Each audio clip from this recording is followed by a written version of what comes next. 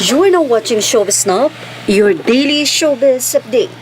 Wally Bayola, ano kaya ang magiging punishment or parusa sa MTRCB? Yan nga ang naging tanong ng netizen matapos ngang ilabas na ng MTRCB ang 12 days suspension sa It's Showtime.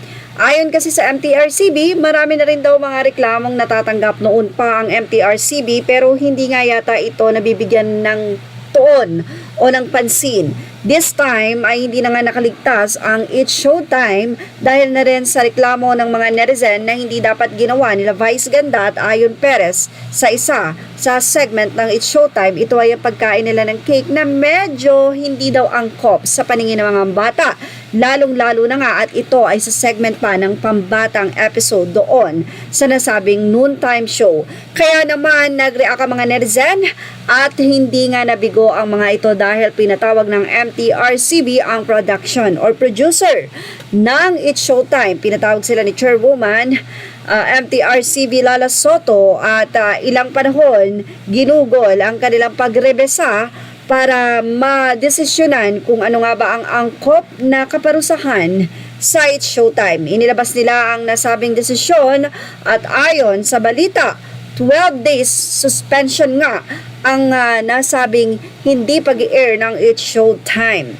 Well, nag-react dito ang ilang mga netizen at narito ang kanilang naging say.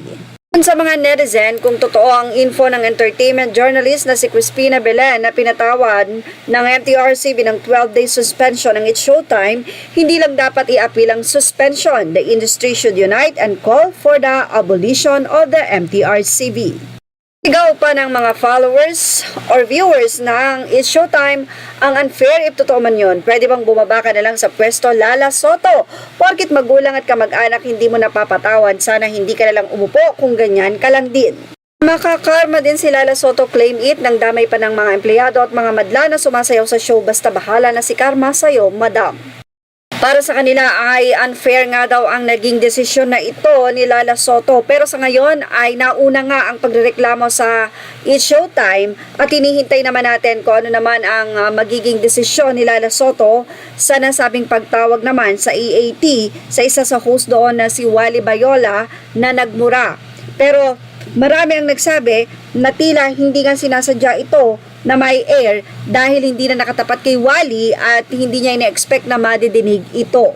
Nagsorry sa social media at sa television itong matapos ang pag-admit o pag-amin sa kanyang pagkakasala. Pero sila Vice Ganda at Ayon ay tila nagmalaki pangaraw at nagbigay pa ng kanilang paliwanag sa ginawa nila sa television imbis na mag-sorry sa social media and television sa mga na-offend sa kanilang ginawa. Kaya siguro napatungan sila ng ganito na parusa ng MTRCB.